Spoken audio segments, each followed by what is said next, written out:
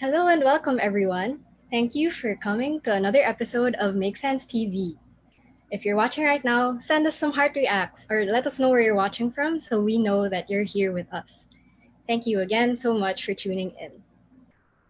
So, I hope you're as excited as I am for today's webinar, which is called Fighting the Infodemic: How Misinformation Impacts Sustainable Development and COVID-19 Response.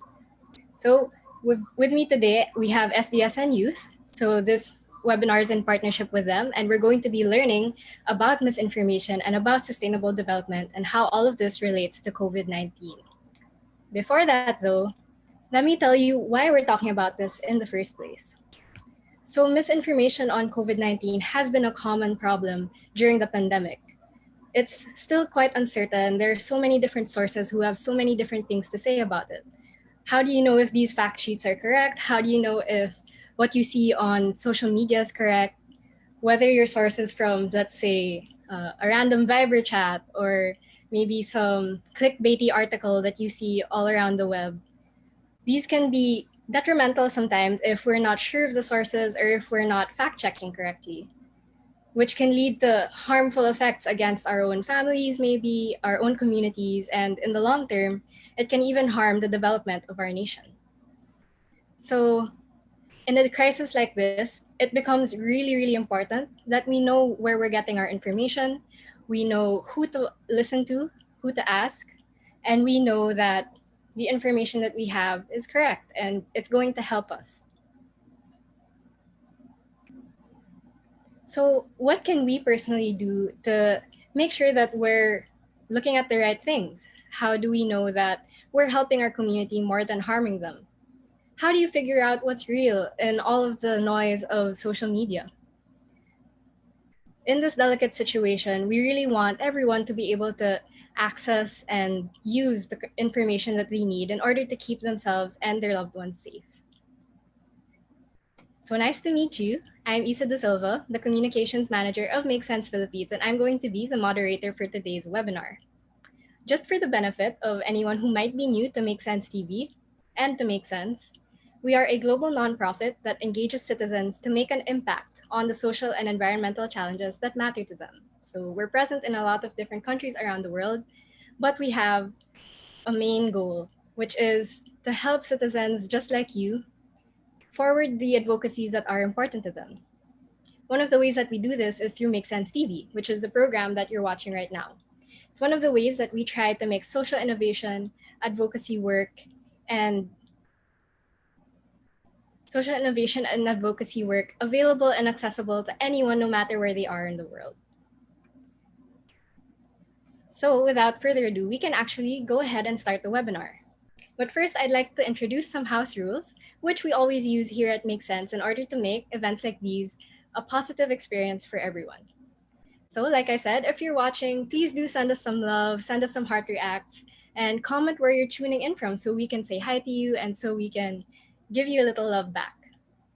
Now this webinar is available for discussion, so feel free to comment and ask questions, especially if you're curious about something and want our speakers to take note of your concerns or things that you're curious about. We'll try to answer as many as we can later on during our Q&A portion. And like I said, since this is available for discussion, let's make it productive. Let's say no to negativity and yes to healthy debates that focus on positive solutions and good community relationships. Okay? So without further ado, let's move forward. Let me tell you a bit more about what you can expect from today's webinar. So this is already the opening remarks and the program agenda as I'm showing you here. Next, we're going to be able to meet our speakers from SDSN Youth.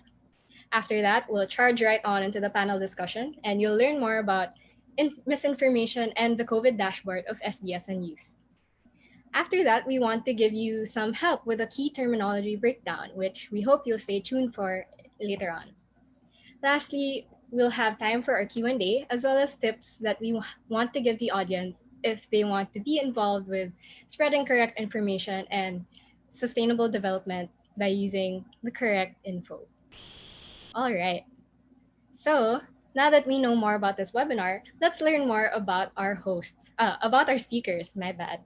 So with me today are Rihanna Bengzon and Jasmine Javines. If you're here, if you're listening, can you turn on your mics and your videos and say a little word to the audience? Okay. Hi, everybody. Good afternoon. I'm Rihanna. I'm the Partnerships and Resource Mobilization Associate of UN SDSN Youth. And today, here with me is Jasmine, who's one of our interns. Hi everyone, I'm Jasmine and I'm the program's intern and lead for data presentation at UNSDSN Youth PH. All right, thank you so much, you two. I'm really excited to learn more about this initiative from you. In lieu of a warm round of applause, can I please ask everyone watching to send us those heart reacts or say hi and comment any questions you might have for us all throughout this webinar. Now we can get to the most important part of this webinar, which is the panel discussion. So if Jasmine and Rihanna are here, can you turn on your videos and we'll get right into the first couple of questions.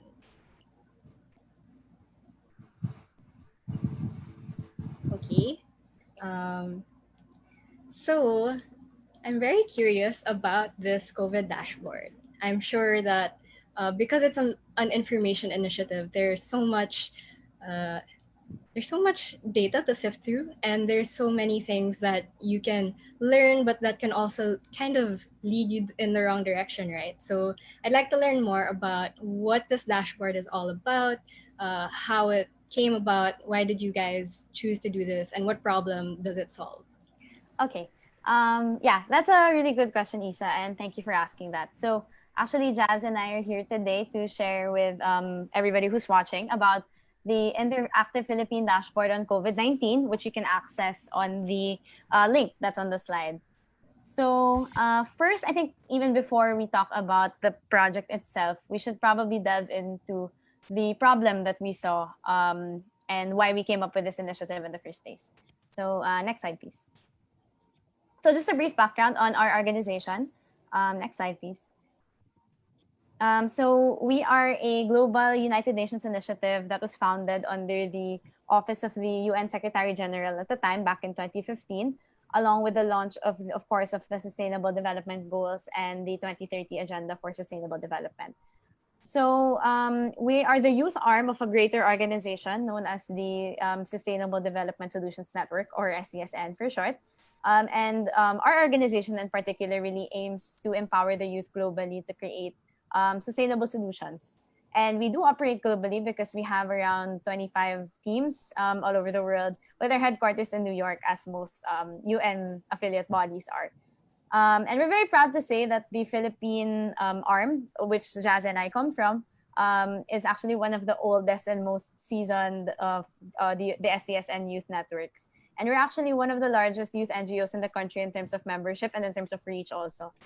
So in terms of, we have around 150 member youth organizations in our networks. And in total, they total about 200,000 members. So we're very well represented all over the country. Okay, next slide, please, Isa. So basically, the objectives of our organization really lie in empowering the youth to be a part of the sustainable development process. I think oftentimes when we're talking about the youth, especially if it's older generations who are leading the discussion, the youth are regarded as the future or the recipients of the benefits, the beneficiaries, so to speak. And while that's true, obviously, we at SDSN Youth believe that the youth aren't just mere beneficiaries, but are actually key drivers and stakeholders of sustainable development, even now, while we're still young people. So, of course, we aim to educate young people about the SDGs, what they are, and what the different pathways are for achieving them through dialogue, through initiatives, etc. And of course, as a global network, we really aim to connect young people to exchange ideas, share experiences, collaborate, etc. Because it's really through multi-stakeholder dialogue and interaction across borders that we'll really be able to achieve the 2030 Agenda for Sustainable Development in the first place. And lastly, in very notable situations, we do support young people in the creation of solutions that are sustainable development focused through seed grants, through mentorship support or project development support. as well as monitoring and evaluation. So we really don't want these initiatives that come from the youth to remain as mere ideas or just concepts, but we want them to have the capacity to live it out and actually enact it in the world also. So in a nutshell, that's our organization. And our parent organization actually released the Sustainable Development Report 2020 a few weeks ago. And I think it's very fitting that we're talking about this topic in the context of the current COVID-19 crisis. Because as Isa mentioned, COVID-19 affects a lot of different sectors, a lot of different issues that we face. And in fact, it makes a big impact in terms of sustainable development as well. So if we go to the next slide, we'll see that the Philippines actually has a dedicated country profile on the Sustainable Development Report 2020 that charts its progress with regards to the 17 SDGs that we have. And if you'll notice, a lot of them are still in the orange or red zone, which means that there's challenges that remain, whether minor challenges or major challenges, which depends on the different targets that the SDG has under it. And in fact, we only have one green SDG, which means it's fully achieved, which is SDG 12, sustainable consumption and production, while the others are still sort of catching up. We are making progress in terms of some of the other ones, but of course, the current COVID-19 crisis has made a big impact in terms of all of these issues. And in fact, we rank 99th out of more than 160 countries that are included in this report. So of course, we're trying to work our way up still in terms of our progress for sustainable development in general. The COVID-19 crisis unfortunately doesn't help this progress that we're trying to achieve, but hopefully through this course about it and being properly informed, which is what we're going to be talking about later, it will help make the trends a little bit more positive for our country also. So next slide, please. Okay, so in terms of, and speaking of COVID-19, of course, we're very much well aware that our cases are on the rise as of late. In fact, this is just data from yesterday, but as of today, we already exceeded 197,000 cases of COVID-19 in the country that have been confirmed as of DOH. And we've already tallied over 3,000 deaths since the pandemic began way back in March. And of course, in response to this, the government called for a community quarantine, a series of community quarantines. And we've actually undergone what some news outlets have called the world's longest lockdown. So our lockdown even exceeds that of Wuhan, China, which is of course the epicenter or the origins of the current pandemic. So that's had its own series of implications, of course, economically, even in terms of people's mental health, that has played a big role in terms of why the effects of COVID-19 are so grave in our country. So next slide, please. So in line with that, of course, schools, universities, large companies, factories, etc., have had to shut down their operations, which has contributed to the record-breaking unemployment rate that we've been experiencing for the past few months. And in line with that, many Filipinos still haven't received their aid or the government support that they need during this time to be able to support their families in spite of the fact that they lost their jobs as a result of the effects of the pandemic. So next slide, please. And of course, another big issue that adds to all of this is the issue of misinformation or disinformation on COVID-19. So just to sort of differentiate the two, misinformation is the spread of unverified or incorrect information that is not intentional. So for example, if you hear a fact from somebody, let's say, as Isa mentioned, like from a Viber chat that you read or from an article that isn't verified, and you share it with somebody else, really believing that that's a true statement, then you're contributing to misinformation. So an example of this is the screenshot on the right of the slide, rather on the left of the slide here, that was a statement from then presidential spokesperson Salvador Panelo, wherein he said that bananas are an effective way to prevent or even treat the coronavirus. Now, after doing thorough research on this topic, our team found that there's no evidence to back this up. especially in the case of the specific virus that we're dealing with for COVID-19. So this really caused a lot of confusion among people. And I'd like to believe that Secretary Panelo did not intend to mislead people and that he really just read this somewhere. But it wasn't verified, so he was contributing to misinformation.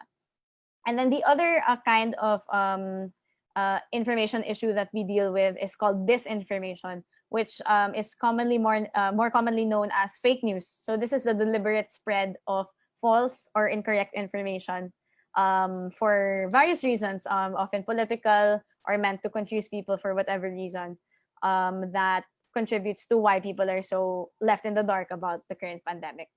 So as you can see on the right screenshot, on the other hand, is a series of the most commonly asked questions about COVID-19. This is actually a live screenshot that I took personally. And as you can see, there's still a lot of questions surrounding whether or not it's airborne, if it's a pandemic or an epidemic, if it's deadly, if it's heat resistant, etc. And a lot of that is fueled by the fact that fake news spread so easily in our country. Next slide, please. Okay, so of course, social media is really where misinformation and disinformation tends to spread very, very quickly. So on the screen are several tweets. These are actual tweets that I got that showcase a lot of the most commonly confused or commonly asked questions about COVID that typically should be addressed already, but because of the spread of all this unverified information, people still turn to social media to ask about it. Okay, next slide, please. So in terms of misinformation on COVID-19, we really boil it down to three main causes or features that contribute to why it spread so quickly, particularly in the Philippines. So, for example, firstly, is the undigestible presentation of data for lay people. And what we mean by this is that a lot of the information that comes from more reputable sources, such as, let's say, the DOH or from the UP committee that's studying COVID-19, is of course correct, given that these are scientifically sound. But they're not presented in a way that adequately breaks it down for a person who doesn't have a public health or epidemiology background. So it's not the most digestible or utilizable for people who are from the general public.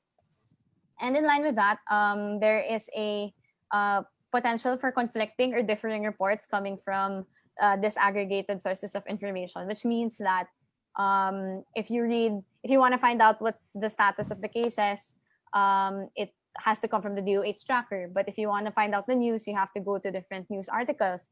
If you want to find out the latest research, you have to check academic sources, etc.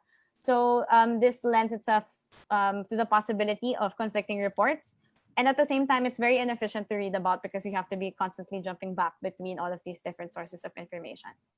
And lastly, of course, in a highly connected country such as ours, there really is a tendency to check social media and other sources that might be, let's say, a bit more convenient, a bit more understandable, but lack the verification that's actually necessary in order to make sure that what we're reading is actually correct. And so all of these lead us to ask, next slide, please. How can the Filipino people respond appropriately to this pandemic without access to accurate, consolidated, and easily digestible information? And all of the three adjectives that are underlined in this slide are of equal importance to us, and we feel are equally important in terms of creating a proper source of information with regards to the current pandemic. And we at SDSN noticed that there was no source that fulfilled these criteria yet that was particularly youth-oriented. And so we came up with this initiative, the Interactive Philippine Dashboard on COVID-19. Okay, thank you, Rihanna. So our solution to the problems that Rihanna mentioned relating to misinformation is our interactive Philippine dashboard. And this dashboard can be accessed on our website, covid19.sdsnyouthph.org, but can also be accessed on our social media page. The reason why we decided to come up with a dashboard is that we realized that it really addresses the issues that Rihanna mentioned earlier. It's a consolidated and comprehensive one-stop shop for relevant information on COVID-19. So instead of having to go through so many different sources just to find the information that you need, we decided to put it on a single dashboard where you will be able to more easily access that information. Our target market really is for the Filipino public, but we especially target the youth because we recognize that the youth are very much empowered to make informed decisions that influence what they do in their families, but also influence what they do in their larger communities. I think it's also important to note that what we present on our dashboard, it is in accordance with the official UN's task force approach to the COVID-19 response. And this is something that we take a lot of pride in because we want to be consistent with the standards that have been set by the UN body, but also making sure that we can relate with the information presented by other bodies from different countries. Next slide, please. So on our dashboard, you can find a variety of information. And the logos that we use, these are directly lifted from the UN. So we, again, make sure that it is consistent with what is being used by the UN Task Force for COVID-19. So you can find a number of different things. You can find tips and protocols to help you prevent COVID-19. So you can find that on our personal hygiene page. But we also have different features like social distancing measures, where if you want to find the research to identify what you should practice in terms of social distancing and good tips for you to do, that is something that's also available on our dashboard. And lastly, we also provide symptoms. We provide information that presents you with the symptoms and features of COVID-19, so that in the worst instance where you might suspect you are a carrier or where someone you love might be suspected to be a carrier, that information you can easily find on our dashboard. Next slide, please. So there are, again, a number of different information that you can find on our page. And again, that's because we really want to put it in a consolidated place where people can parse through the information easily and they don't have to take the inconvenience of having to find out what relevant information or what accurate information is. So one thing we also have is myth busting. And I think this really goes to the heart of fighting misinformation that Rihanna talked about earlier. So what we often do is two things. Number one, we republish information that comes from reputable news sources, and we bring that on our social media page. But the second thing we also do is that we also provide infographics and articles that help bring information to the public, especially the youth, on issues that they would otherwise not really know about. And that's something that we think is really helpful in being able to inform the public on issues relating to COVID-19. Secondly, we also have volunteering opportunities and donation drives. We recognize that the youth, they really want to be engaged in issues. They want to be engaged in being able to participate in the initiatives that we might be doing as an organization, but also other initiatives that might be being implemented by other organizations. And so we offer that as well on our dashboard. And lastly, of course, we provide recognition for our partners and our donors who have made this project so much more successful than otherwise would have been. Next page, please. So just lastly, to cap this off, Dr. Tedros Adhanom Ghebreyesus, in a Munich security conference on February 15, he said so himself that we're not just fighting an epidemic, we are fighting an infodemic. And fake news spreads faster and more easily than this virus, and is just as dangerous. We completely agree with the statement. When you don't have information and when you have inaccurate information that's often deliberately spread to mislead individuals, that incapacitates the youth from being able to make informed decisions that benefit themselves and their communities. And so we recognize that one arm of this epidemic is not just about physical health, but it's also about the information that is being told to people who might not otherwise have access to that information. And so that's what we attempt to do in our dashboard. Thank you.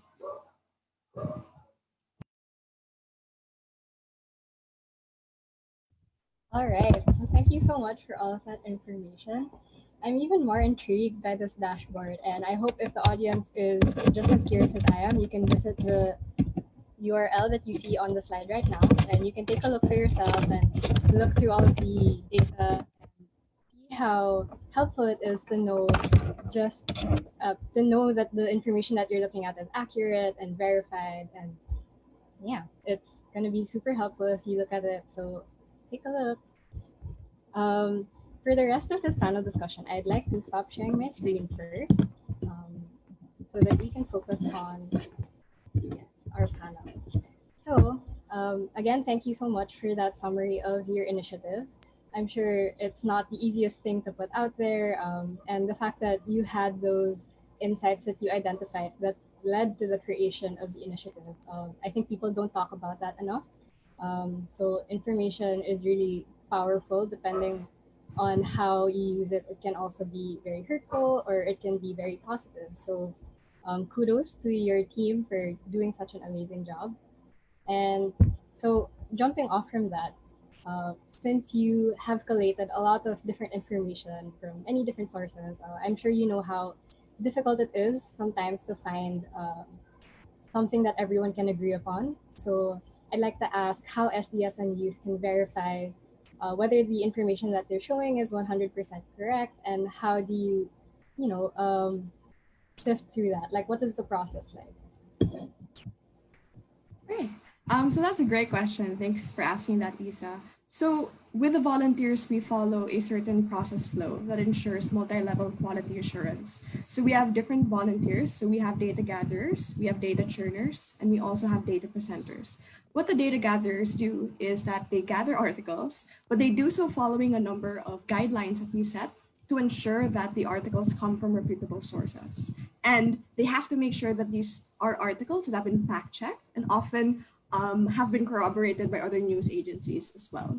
So when they consider those guidelines, what they do is that after gathering articles, they pass it on to data churners. And what the data churners do is that they act like a second line of defense to ensure that the information we're presenting is actually accurate and it's not misleading. So what the data churners do is that they ask questions like, does this really come from reputable sources? Can we really fact check this information? Is this information something that's relevant to the pandemic and something that the public can easily understand? Those are the kinds of questions that we ensure our volunteers ask at every step of the process to ensure that the information is actually something that's accurate, but also that something really helps fight this infodemic. So those are a couple of things that we do in this particular program. And of course, we have other departments as well that have different angles. So we have a department that focuses on being able to gather existing sources and republishing them on our dashboard. But we also have departments that make their own feature articles, which help fight the infodemic as well. That's so awesome. And you mentioned that these are mostly volunteers, correct? Yes. Yes. So it's great that people are doing this of their own volition and out of their own time and effort, and that's really inspiring. I'm sure the fact that you're working with a lot of different volunteers has given you guys a lot of memorable stories or moments. And I would like to ask if you could share some of those highlights from the experience so far. Okay, so in terms of highlights, you're right. Definitely our volunteers are like the lifeblood, so to speak, of our organization and especially this project, given that everybody's just at home. We don't have the capability to do on-ground projects at the moment. So we really rely on their support to achieve the success that we've been able to achieve so far. So just some highlights or things that we're very, very proud of that we've been able to do. So on average, we hit about 200,000 on hits per month. So that means that there's 200,000 people visiting our platform monthly, which of course helps us a lot in terms of monitoring how much of our information actually gets out there. So that's really good. And we've also been blessed with a really, really supportive coalition of partners so far that have supported our project and made all of this possible, basically. So that includes Ayala Corporation, IBM, Aboitiz Foundation, Asia Society, GCash. We have media partners and youth organizations also who help us. And it's really with their help that we've been able to do everything. And then I guess speaking of IBM, actually they contributed one of the most interesting parts of our platform, which is called the Watson Assistant, or it's in our platform it's called SAM because it's a standardized and automated messaging bot. Correct me if I'm wrong, Sir Xavier and Sir Julio, if I got that wrong. And it's basically an artificial intelligence chatbot, which is preloaded with the most commonly asked questions about COVID-19. So if you want to just pop onto the site, ask one question, and then leave, you have that option with Sam. So you can just access all of your information very, very easily because we wanted to make it as convenient as possible. And then in terms of another thing that we're very proud of is our demographic vulnerability map, which is basically a fancy way of saying it's a visual representation of your risk or your vulnerability, as the name implies, for contracting COVID. And this map is lifted from the vulnerability criteria that's created by the Commission on Population and Development that tracks things like amount of living space per person, population density in a barangay, senior citizens, etc. And it will give you an evaluation of how risky it is in that area for you to contract COVID-19. And we're particularly proud of this map because it was actually showcased in an IATF meeting a few weeks ago, as a way for local governments to enact more contextualized government response, because they're able to see in real time what the risk of their constituents are for contracting COVID. So those are just some of the things. We're very, very proud of the work that we've done so far. And um, we hope to keep the website up and running for as long as we can. All right. Thanks so much for sharing about that. I'm sure it's inspiring to a lot of people, not just the ones watching, but those involved with the project and those who are doing similar initiatives to help the populace in general. Aside from those sorts of highlights or memorable moments, may I also ask if there are any particular challenges that you guys have faced with this effort and how did you overcome them? So, in terms of our challenges, we definitely face a couple. I think the first would be the fact that because we're running this dashboard, we constantly need to be updated with current affairs, current news, even the daily cases that the DOH is uploading. So, for example, for twice a day, every day, we publish the DOH statistics on the daily cases on our dashboard and on our social media page. And that's the kind of activity we need to sustain this dashboard precisely because an infodemic challenges every corner of our society, and we can't simply slack off and not be able to engage the public because that information has to be challenged when it's incorrect. But I think the second main challenge we have is also just with volunteer engagement. I think, of course, a big part of volunteer work is ensuring that your volunteers find meaning in what they do, that they continue working with you, and that they identify with the project that you're doing.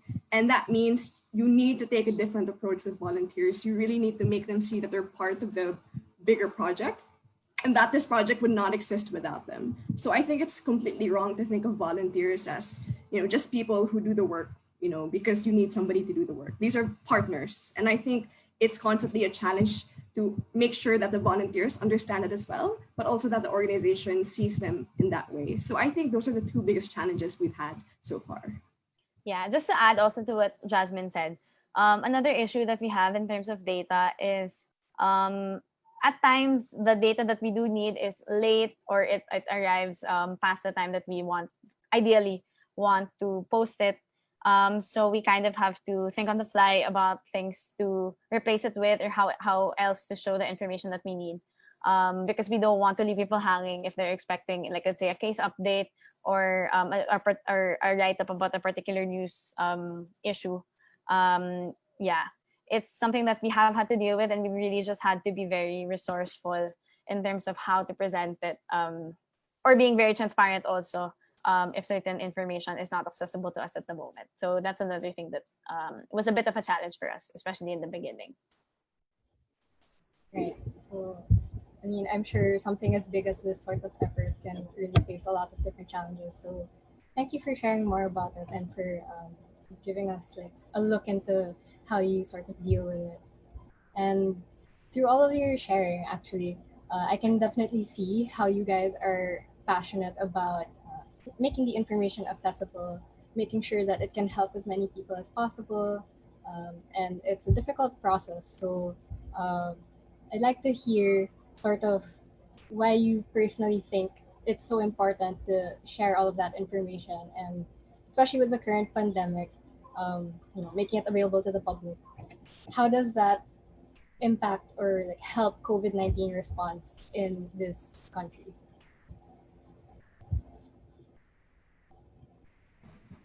All right, so I think firstly, information is really the way by which we can empower the public to make informed decisions.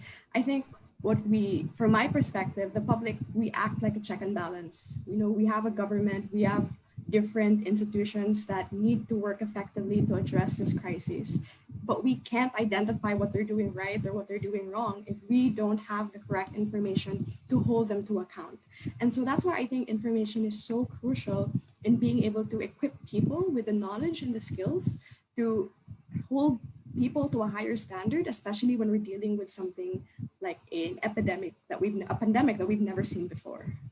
Yeah, and also in line with what Jazz said about empowerment, I think it also gives people the confidence that they need in order to make the proper decisions for themselves. So, for example, if you're going about your day, if you're an essential worker and you really have to go out of your house, because you shouldn't be going out of your house unless you have to.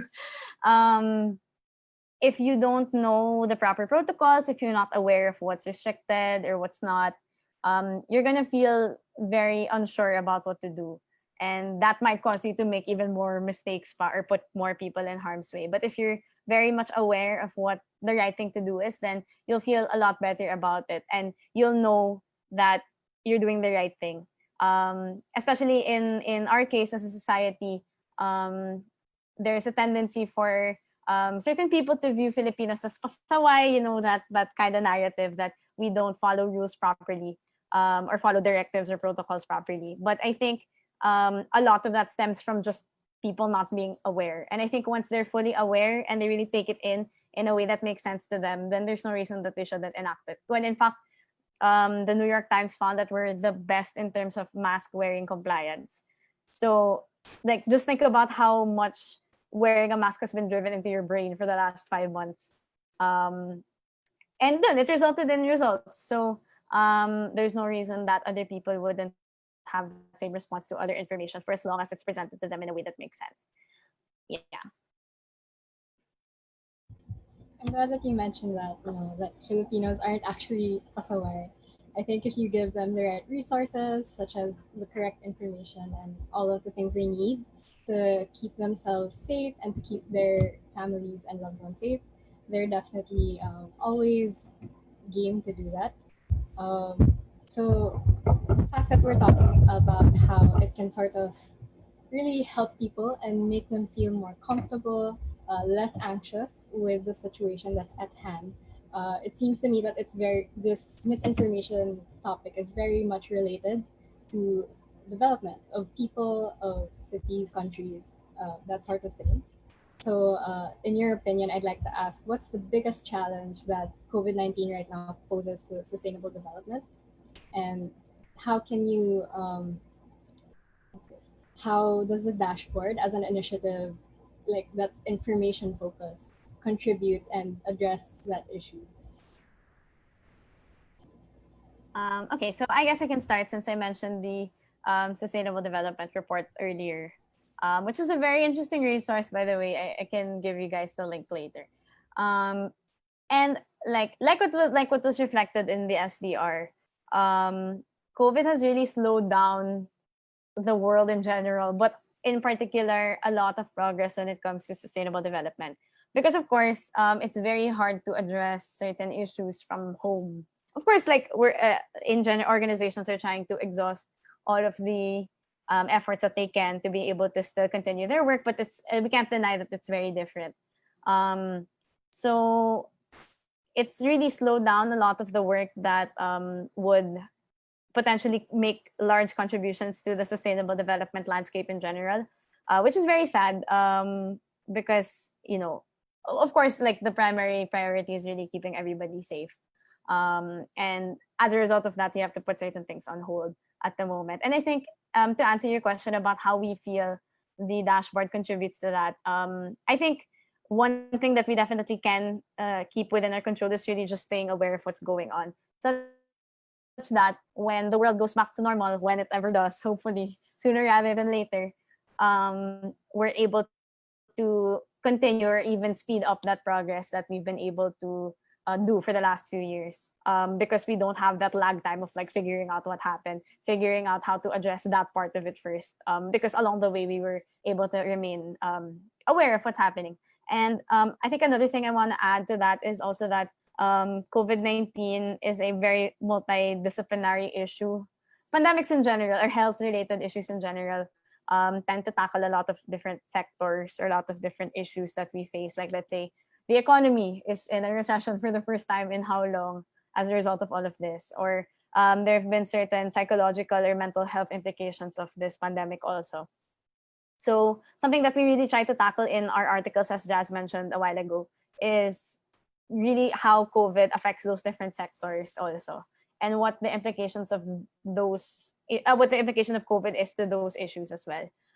just so people are aware of the greater scheme of things, and also they don't feel so powerless at the idea that, okay, I'm not a healthcare person, I can't do anything about COVID. But if you're, if you're working in the private sector, if you're working in agriculture, or whatever, you still have stake in this, and you should still enact as much as you can what you feel is the right thing to do given the situation. So yeah. Yeah, I completely agree with what Rihanna said. And I'd also just like to add that I think one of the biggest challenges we're seeing now, what we're 5 to 6 months into this pandemic, is the fact that people are becoming desensitized, or there is a risk of people becoming desensitized to information about COVID-19. It seems like this pandemic is not going to end anytime soon, and people don't know how to cope with that fact. So I think that's a big challenge to our ability to hold people to account, our ability to find sustainable solutions. Because as soon as people shut themselves out of what's happening, that's when they stop becoming informed on things that matter. So it's not to say that people shouldn't disconnect. I think having some time is really important, to get your mental health in check. But I think there's a line that is sometimes crossed when people just simply shut off from that information. I think the way we address this with our dashboard is, number one, we try to present good news. We don't only present information that's negative, but we also show people the initiatives that have been done by local leaders or by members of youth organizations and how they try to participate with the youth to find solutions that actually work in improving the lives of people who have been affected. But secondly, it really is a matter of putting a face on the people who have been affected by this pandemic. I think one reason why people become intimidated from reading about the news is that they just don't know how to process statistics. They don't know how to process these numbers about, how this XY industry has been affected. But I think when you put a story, when you put a face to the people who have been affected, I think that's where you make people more engaged and more willing to participate in your community. And I think that's something we do with our articles, for example, when we try to make stories that are relatable and engaging with the youth. Yeah, so it's definitely something that's so interconnected with so many different issues. Like you mentioned mental health, you mentioned it's not just a health issue, it can go into a lot of other industries. As long as there are people who are working, then it really affects so many different aspects of our daily life. And as a last question for this panel discussion, I guess I'll go more to the SDSN Youth as an organization. Since you're very much focused on the SDGs, how do you feel the dashboard as an initiative contributes to those SDGs, to sustainable development in general?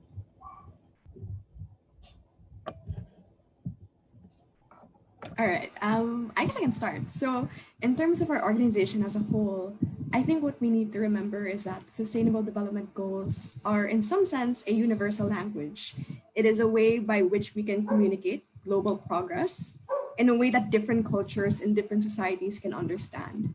And I think one thing that we've been able to do really well as an organization is connect different sectors in society and show them how they're all interrelated as a result of this pandemic, but also all interrelated in our ability to achieve the sustainable development goals. And I think that's something that is really important for different sectors. You have public sectors, you have private sectors, but you also have the philanthropic community, and all of these different stakeholders need to cooperate.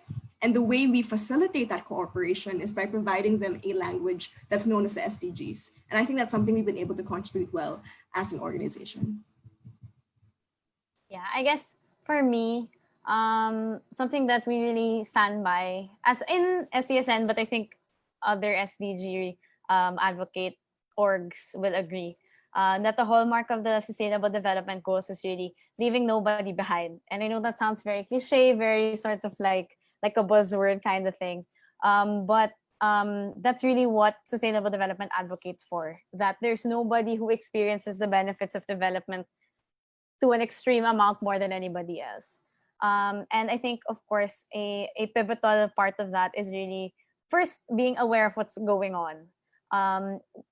Provision of information is the first way by which you can sort of democratize all of this, because if people aren't even aware of what's going on, they can't know what they're entitled to as citizens of the world, or they can't know how they can best contribute to these kinds of things.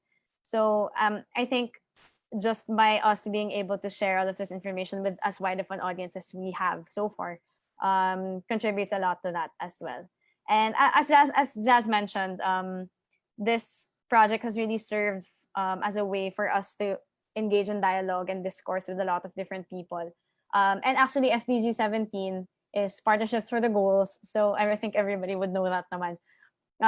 And we're very blessed to have, as I mentioned earlier, to have strong partnerships with people not only also from the civil society sector but from private sector, as I mentioned, from the youth sector, from media, even from academia and government. So it's really a way for all of those different people with different perspectives and backgrounds to come together for a common goal. So that's something we're very proud of as well. Thank you so much. As a fellow organization that deals with the SDGs, I totally agree. And it's really great to see other people with these initiatives that are so inspiring and that give you hope for these sorts of situations to change and to bring power back to the people, as I would think. Yeah. It's a common theme that I'm seeing throughout this whole webinar that knowledge is power. And if you give that back to the people and make sure that they're equipped to deal with this sort of situation, then in the long run, it's really going to impact not only their personal development, but overall the positive development of their communities. So thank you so much, SDSN Youth. Thank you so much, Rihanna and Jasmine. I don't know about the audience, but I sure learned a lot, and I'm really curious to go take a look at their dashboard. We're going to comment the URLs to that dashboard and to the Sustainable Development Report later on after this webinar so that you can access it. But for the next part of this webinar, I'm going to share my screen again. And if anyone else is as curious as I am to experience that dashboard and to get a taste of what you can expect from it, then our next segment is for you because we have a mini game. So for this mini game, we're going to be doing a quick terminology breakdown. This is information gathered by SDSN Youth from different sources, of course, reputable and 100% accurate. And just the rules for this mini game.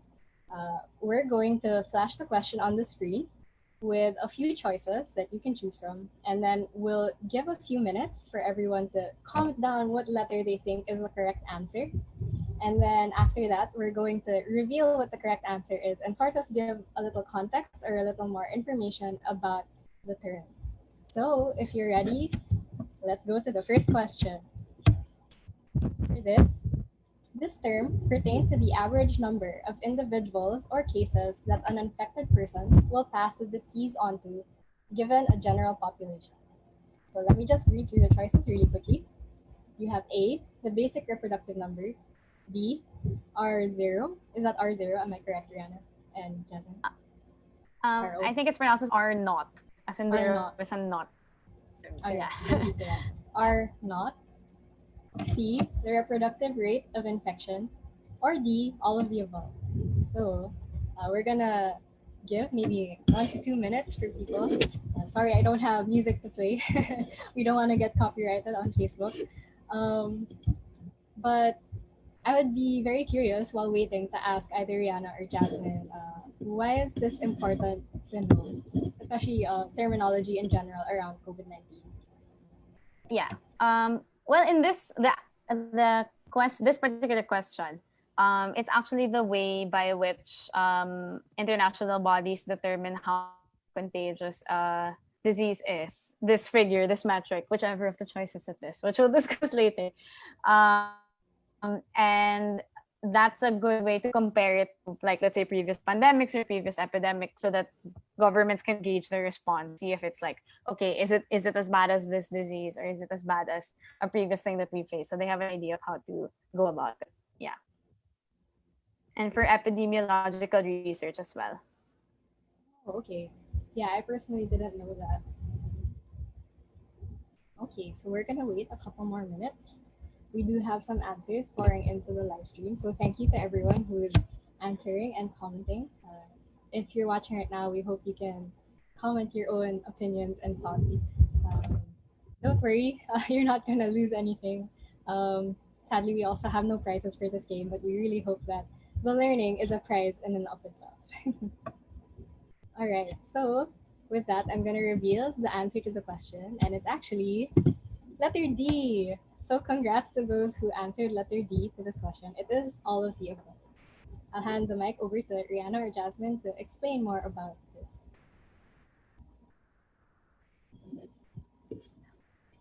Okay, so this, as Isa said, it's actually letter D. So these are all pertaining to the same you basically names for the same term, and it's I think it's most commonly known as R naught, which is choice B. So I found it funny that Isa mentioned that because I figured if people heard it, they know that that's the answer.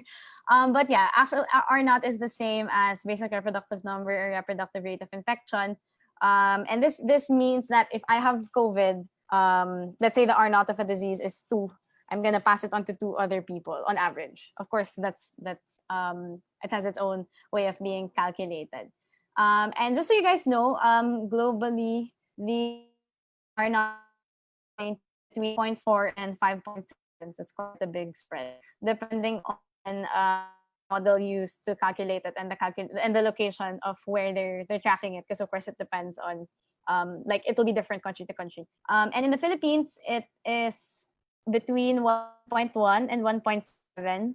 And I think recently it just went down to 1.1, which is actually a good thing because the benchmark is that if the R naught of a disease is less than 1, that basically means it's on the way out because you're infecting less than 1 person on average for everyone who has the disease. So that's good.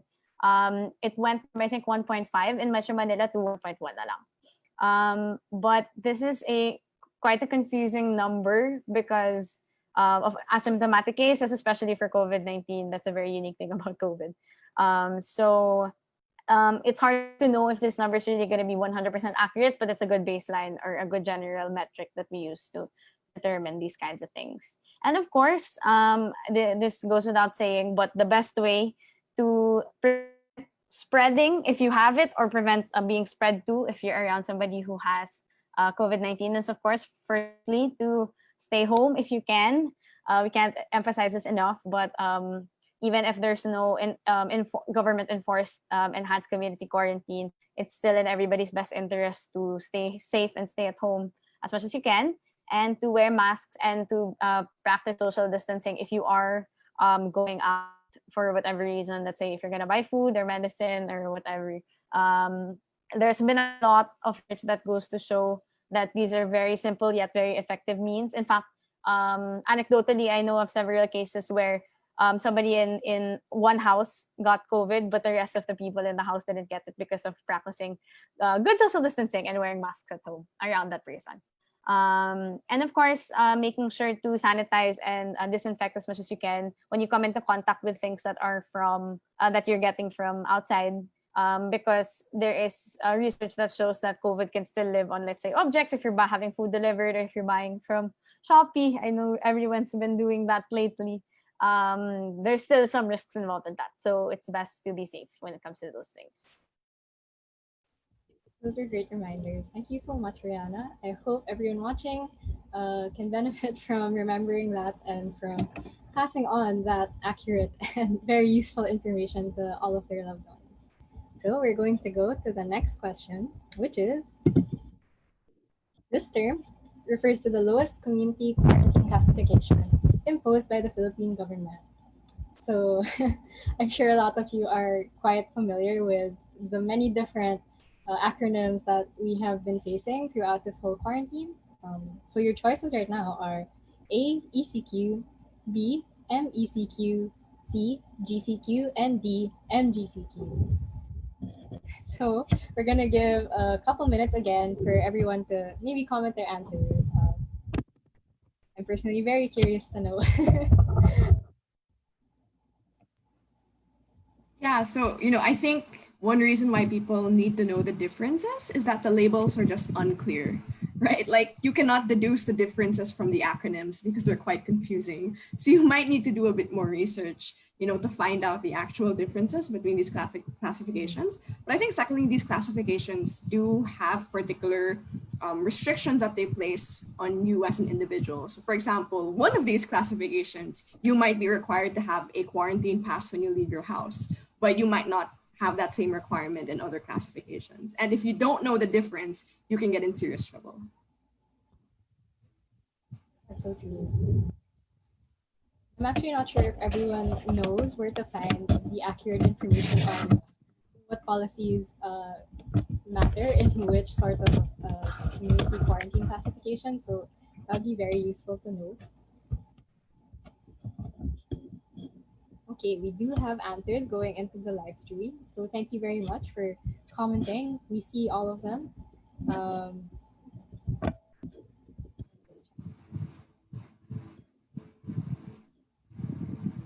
So since I think we do have enough answers, I'm going to reveal the correct one, which is letter D, MGCQ.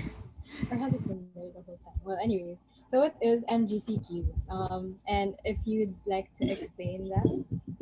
Yeah, so the MGCQ, it stands for the Modified General Community Quarantine. So correct me if I'm wrong, but it's the lowest community classification. And this is supposed to be a transition to the new normal, but I reckon we're a bit far from that. Because currently what we're under is the General Community Quarantine, and we're supposed to be under GCQ until the end of August. And what this basically means is that there are relaxed restrictions on public transportation and movement. Compared to the MECQ, you no longer need quarantine passes to leave your home. So if in case you forget your quarantine pass, you're fine. I mean, under the GCQ, you don't need it. But there are restrictions, for example, for businesses, although they're much more lax. So non-essential businesses like spas, your malls, they can open now under the GCQ. And a number of other industries can open as well. So GCQ is relatively relaxed, and there are far less restrictions compared to the ECQ and the MECQ. Just a quick note, the ECQ is actually the strictest. So you have strict limitations on movement and transportation. So if I'm not mistaken, public transportation cannot operate under the ECQ. And this is when there was this whole issue of people not being able to get, for example, to hospitals, especially if you were a frontliner. But those are generally some of the differences. Usually the government, they publish an omnibus guidelines where you can read about them in detail. But thankfully, we have news agencies who are able to simplify the differences for us so that people don't need to go through complicated text just to understand what the differences are. All right, thank you so much for explaining that. I hope that sheds some light for all of you watching. I personally also learned quite a bit just now, and will be sure to remember this if I ever have to go out in the future. So let's move on to this next question, which is a true or false question. So we'd like to ask, as soon as you test positive for COVID, you are considered in the official DOH case count for that day. Is this true or is this false? If you're watching right now, feel free to comment your answer.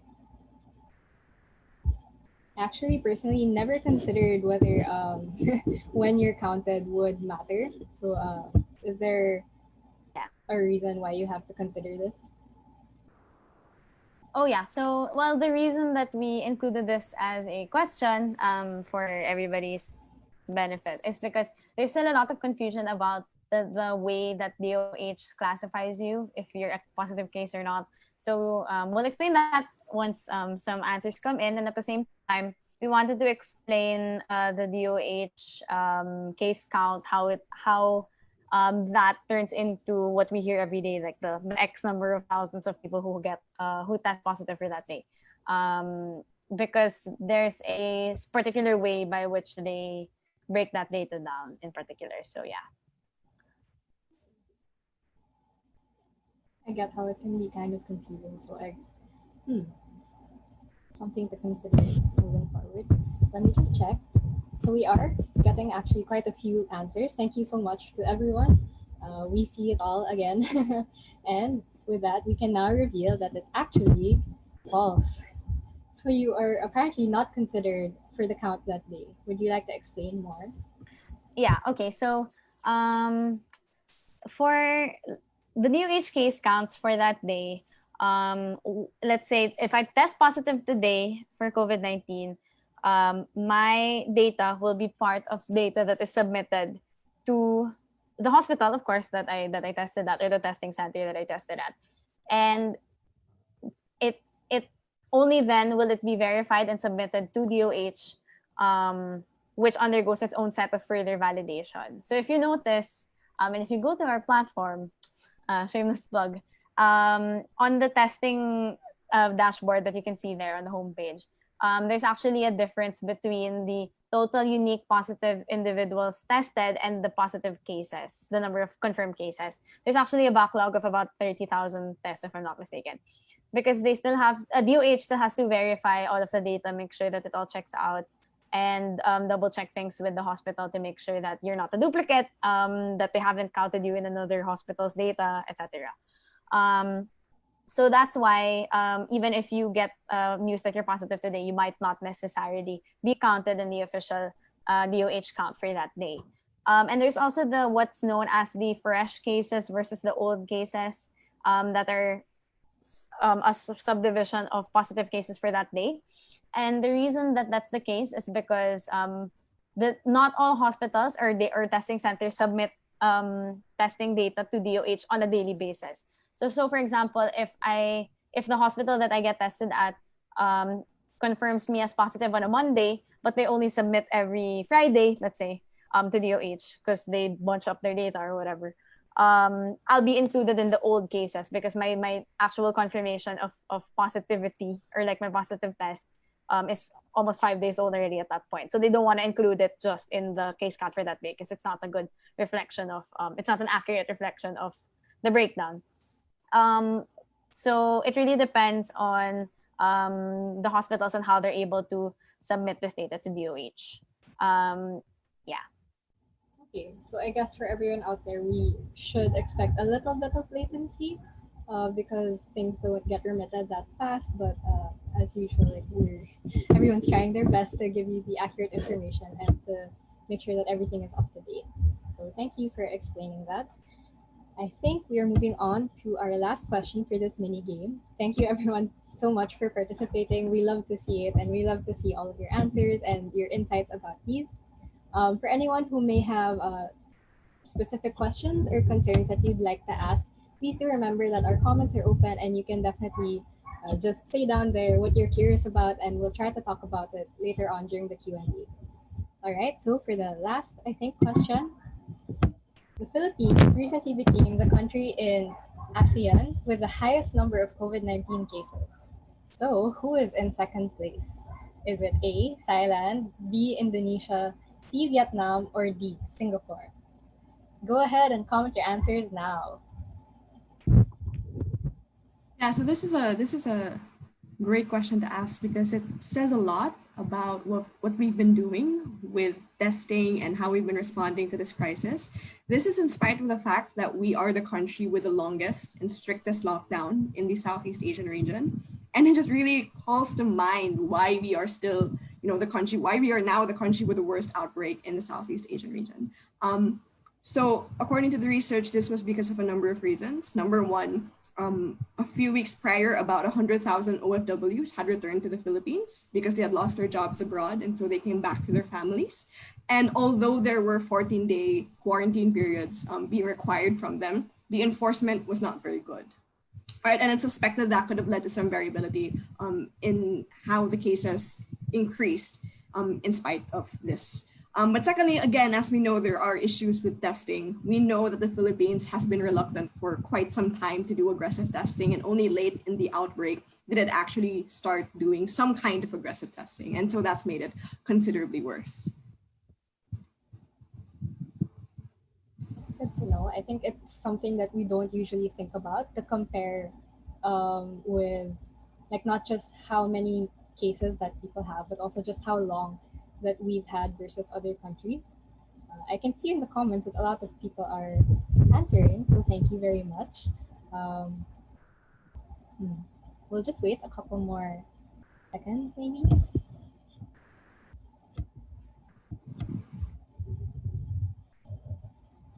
I think other than being the longest country in ASEAN with the quarantine, like the longest quarantine, would like to know who's in second place in terms of time. So maybe if you guys have that information, we can talk about it after we reveal the That's correct actually answer. a good question.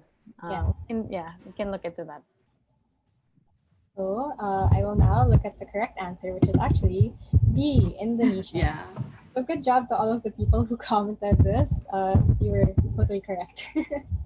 Yeah, so the answer is Indonesia. And I think we have to recognize that, to be fair, there are some difficulties when we're comparing cases among different countries. There are different factors that come into place. So one factor is how countries count their deaths, for example. So there are some countries wherein they count everyone who's suspected to be a COVID-19 carrier.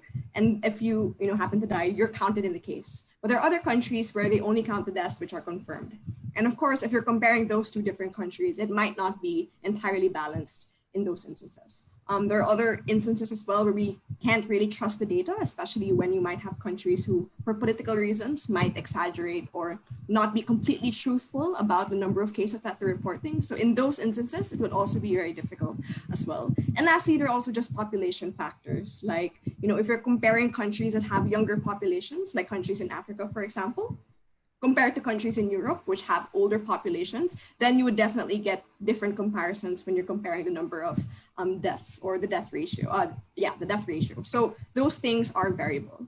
But it doesn't mean we shouldn't compare countries. And I think, you have members of the Philippine government who are saying, no, we can't compare ourselves to Indonesia, because they have a different population size or a different country. But if you look at the data further, it really exposes a lot of the things that went wrong in our response to this crisis compared to countries like Vietnam, which had an excellent response to COVID-19. They developed their own local testing kits. They were strict in enforcing the quarantine. They were effective in communicating to the public the crisis and what measures they had to put in place. So they did things really well.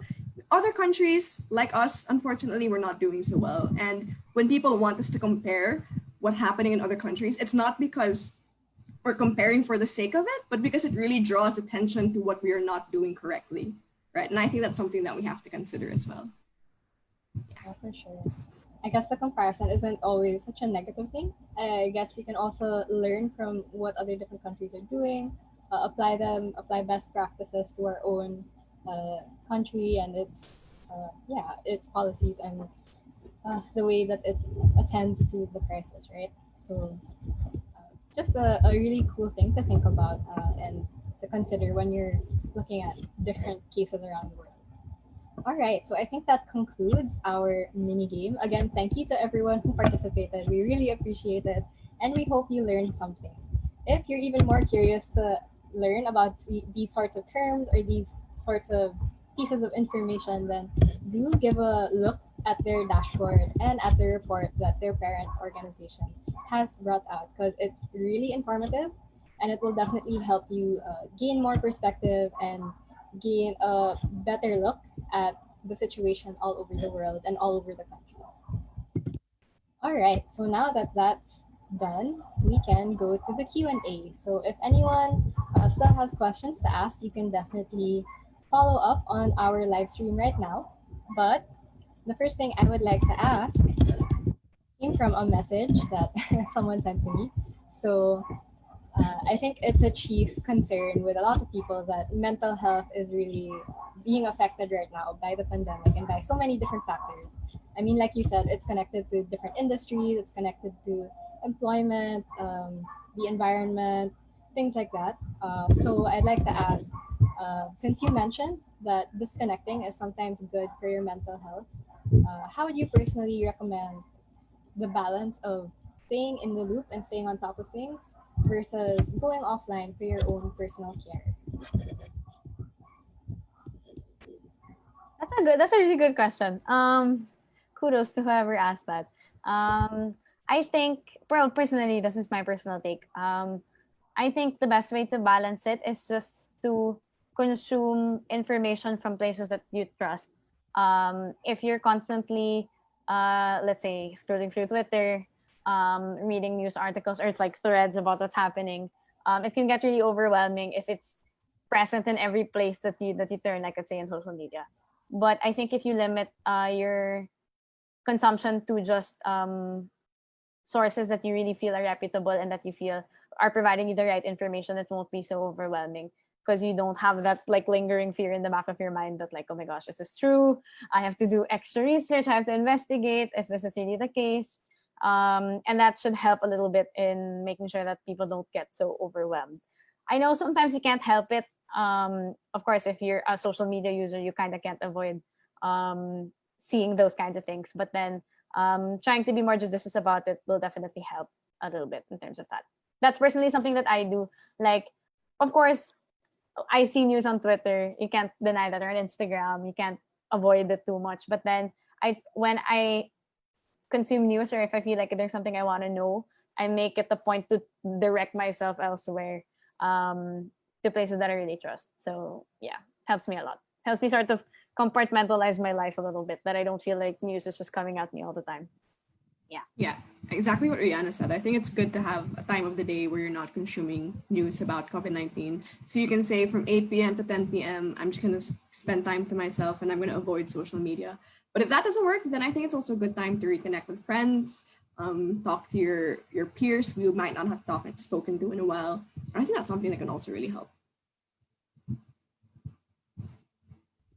That's so true, especially in a pandemic where you're socially distanced and you can't view people physically. I think the emotional closeness to people will really help you.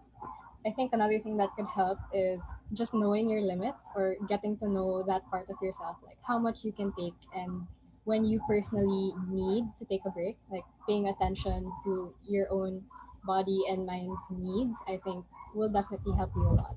So thank you so much for asking that question. We have another question.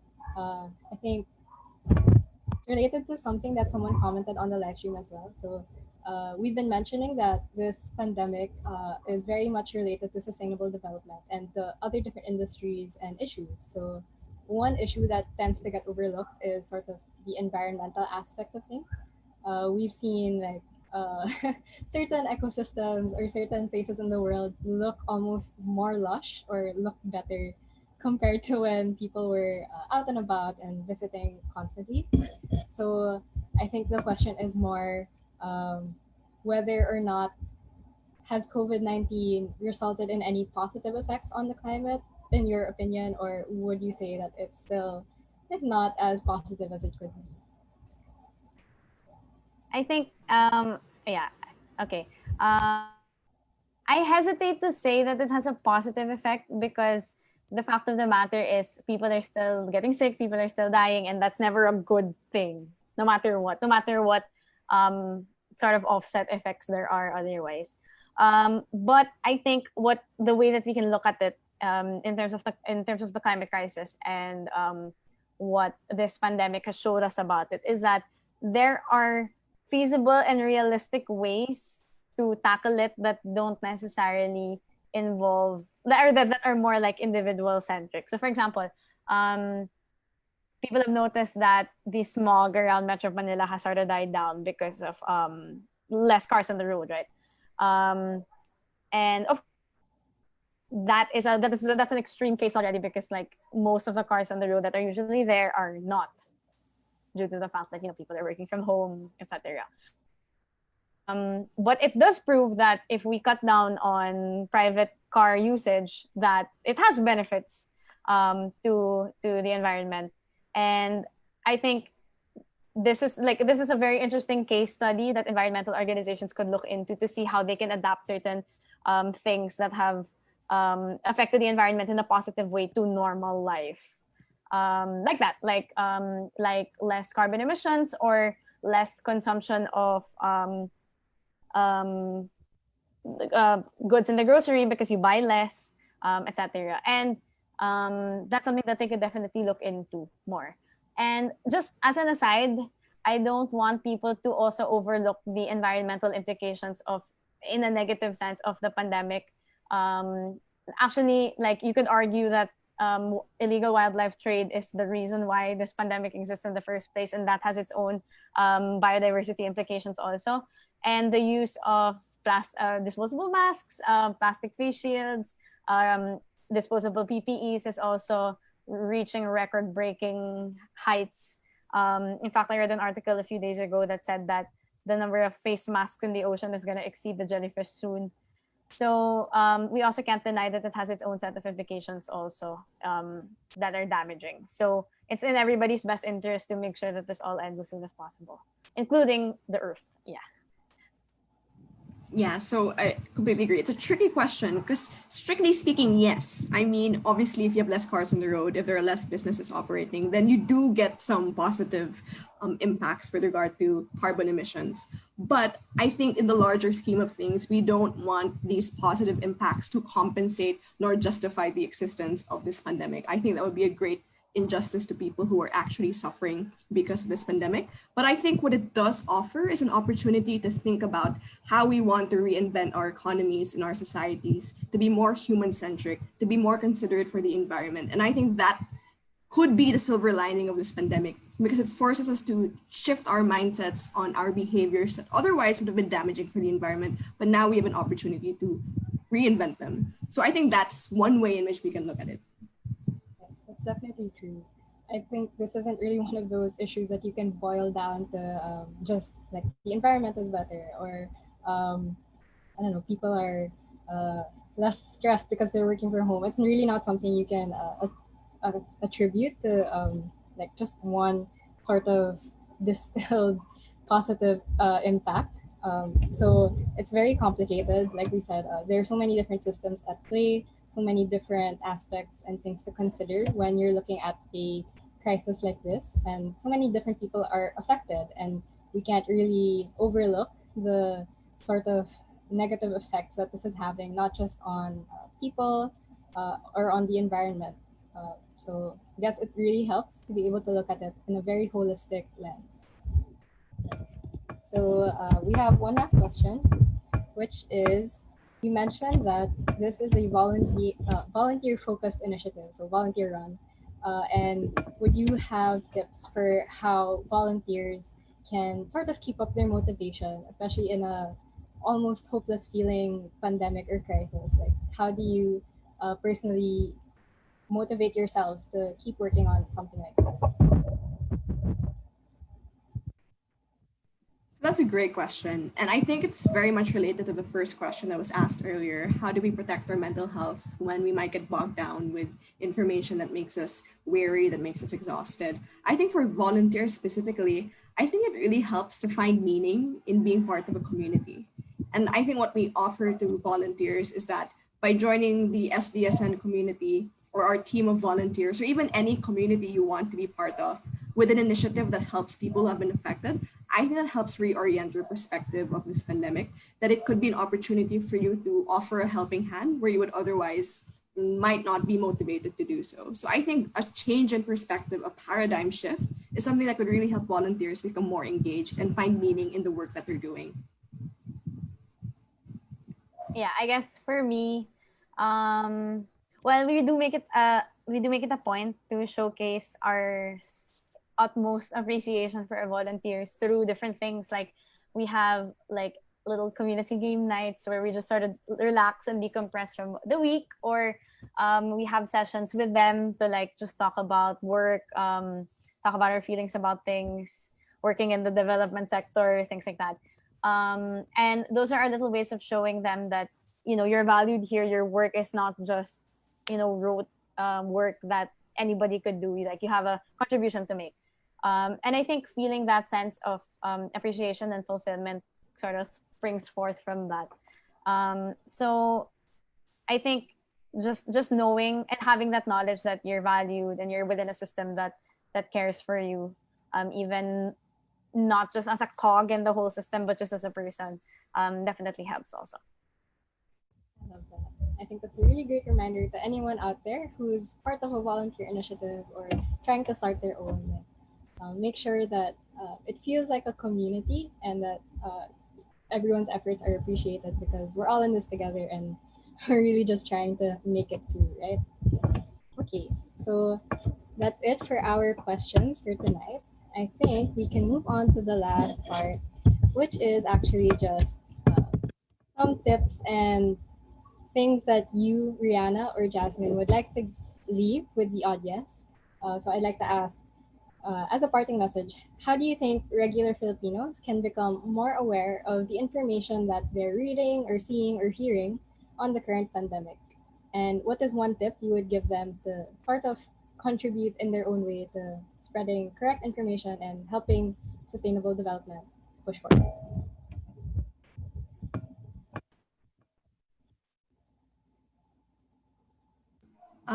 So for me, as a parting message, I think what we can do as regular Filipinos is to have dialogues with the people closest to us. I think we often take for granted the fact that we can do our part to talk to our family members, our friends, and oftentimes if they disagree with us, we should be willing to dialogue, to have a dialogue with them, to inform them of, the actual state of what's happening. And I think those small day-to-day decisions make a huge impact. And we shouldn't forget that we have the power to change someone's perspective if we're willing to do so, if we have the time, if we have the effort. Of course, we want to be careful. There's no point arguing with a troll online, but there is a point in arguing with someone who is willing to change their perspectives. And I think that's the fine line that we need to remember. And I think that's something we can do in our day-to-day lives. Yeah, I think for me, definitely Jazz is very right that it all starts with your own little circle of people who you feel that you can share all of this information with. And even if not in the context of changing their mind, but just making them a bit more aware so that they can make informed decisions for themselves also. And I think if there's one tip I'd give people to ensure that they can protect themselves against misinformation and fake news and all of that, is really just to ensure that you're being discerning about what you're reading. Make sure to, first of all, make sure to read things thoroughly. I think that's the first step that admittedly even I can forget sometimes. And look for corroborating source or as an additional source that supports the same thing. Because the more that you read it, the more likely it is to be in reputable sources, the more likely it is to be true. And also do your own research if you have the time and the resources available to you. If there's something that strikes you as interesting or notable, it's always good to read up on it more and more. Both so you can confirm if it's true in the first place, but also so that if a piece of information that conflicts with what you know shows up, you're more aware that, okay, that's not the case because I read it in another thing. It'll help protect you and help you sift through what might not be true if you have that baseline awareness already in terms of COVID-19. And I guess in terms of overall sustainable development, it's very important to never lose sight of the fact that there is going to be a world after this.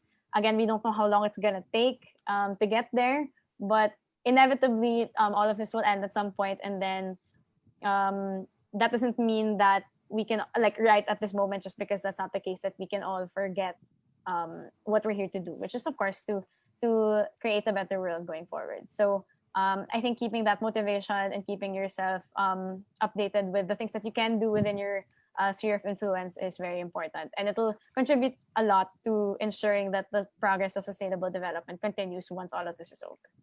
Yeah. So examine your biases, interrogate your beliefs, and hold yourself to account to correct information. I think that's something you can definitely do as a regular citizen. All right. I could not have said it better myself. Thank you so much, Rihanna and Jasmine. We really appreciate the insights that you've shared with us. And to everyone watching, we do hope your takeaway from this webinar is that even something as small as being informed, looking for the right information, questioning whether things are correct and things are accurate can really help contribute in your own special way to keeping sustainable development alive and to keeping your own communities safe, as well as your loved ones free from COVID, of course. That's always something we're trying to do, and we're just really trying to get our communities through this crisis and work together. So thank you very much. Rihanna or Jasmine, do you have any other parting messages or things you'd like to plug? No? All right. So that ends this webinar, Fighting the Infodemic. We hope that everyone watching can help us fight the infodemic by sharing the correct information, by also looking at the dashboard by SDSN Youth, and by, of course, learning as much as you can about this pandemic. And we hope that you have a great night. Thank you so much for watching.